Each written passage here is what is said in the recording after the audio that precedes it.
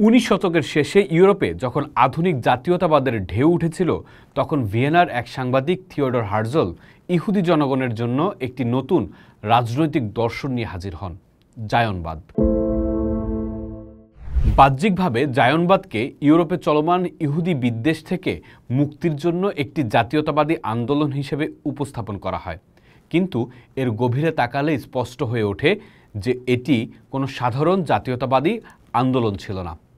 এটি ছিল ইউরোপীয় ঔপনিবেশিকতার যুগে জন্ম নেয়া এক ঔপনিবেশিক প্রকল্প, যার মূল লক্ষ্য ছিল ফিলিস্তিনিদের ভূমি দখল করে সেখানে একটি একচেটিয়া ইহুদি রাষ্ট্র প্রতিষ্ঠা করা এবং এর জন্য সেই ভূমির আদিবাসী জনগণকে উচ্ছেদ করা।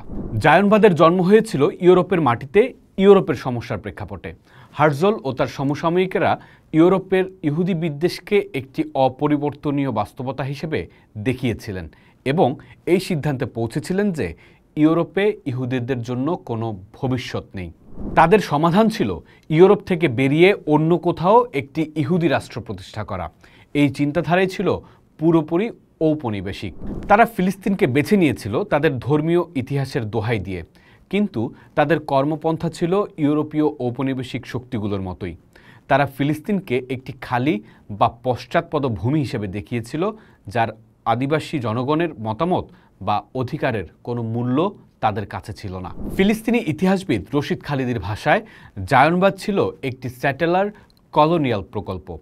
অন্যান্য ঔপনিবেশিক প্রকল্পের মতো এর উদ্দেশ্য ছিল কেবল সম্পদ আরোহণ করা নয়, বরং আদিবাসী জনগণকে প্রতিস্থাপন করে সেখানে নিজেদের একটি নতুন সমাজ প্রতিষ্ঠা করা। থিওডর হার্জলের নিজের লেখা ডায়েরি এবং তার বই দ্য জিউইশ স্টেট পড়লেই তার ঔপনিবেশিক মানসিকতা স্পষ্ট হয়ে ওঠে। তিনি ফিলিস্তিনের আরব জনগণকে দরিদ্র ও অসভ্য হিসেবে বর্ণনা করেছিলেন এবং বিশ্বাস করতেন যে ইউরোপীয় ইহুদিরা সেখানে সভ্যতার আলোকবর্তিকা নিয়ে যাবে। তিনি লিখেছেন, আমরা এশিয়ায় ইউরোপের জন্য সভ্যতার প্রাচীরের একটি অংশ গঠন করব। আমরা বর্বরতার বিরুদ্ধে সভ্যতার একটি অগ্রবর্তী ঘাঁটি হিসেবে কাজ করব। এই ভাষা ছিল তৎকালীন ব্রিটিশ বা ফরাসি ঔপনিবেশিক প্রভুদের ভাষার হুবহু প্রতিচ্ছবি। হার্জল তার প্রকল্পের জন্য তৎকালীন ঔপনিবেশিক শক্তি, বিশেষ করে ব্রিটিশ সাম্রাজ্যের সমর্থন আদায়ের জন্য মরিয়া ছিলেন। তিনি বুঝতে পেরেছিলেন যে একটি শক্তিশালী পশ্চিমা শক্তির পৃষ্ঠপোষকতা ছাড়া ফিলিস্তিনের ভূমি দখল করা সম্ভব নয়। তিনি ব্রিটিশদের প্রস্তাব দিয়েছিলেন যে ফিলিস্তিনে একটি ইহুদি রাষ্ট্র প্রতিষ্ঠা করা হলে তা মধ্যপ্রাচ্যে ব্রিটিশ স্বার্থ রক্ষা করবে। এটি প্রমাণ করে যে জায়নবাদ শুরু থেকেই সাম্রাজ্যবাদী শক্তির সাথে হাত মিলিয়ে নিজেদের উদ্দেশ্য হাসিল করতে চেয়েছিল।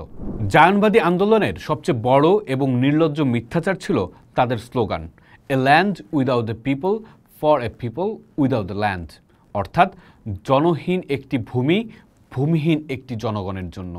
কিন্তু ফিলিস্তিন কখনোই জনহীন ছিল না।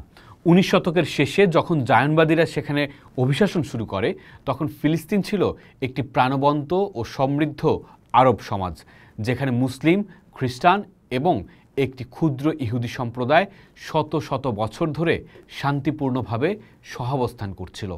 জায়নবাদীরা এই বাস্তবতা জেনেও ইচ্ছাকৃতভাবে তা উপেক্ষা করেছে, কারণ আদিবাসী জনগণের অস্তিত্ব স্বীকার করে নিলে তাদের ঔপনিবেশিক প্রকল্পটি নৈতিকভাবে সমর্থনযোগ্য থাকে না।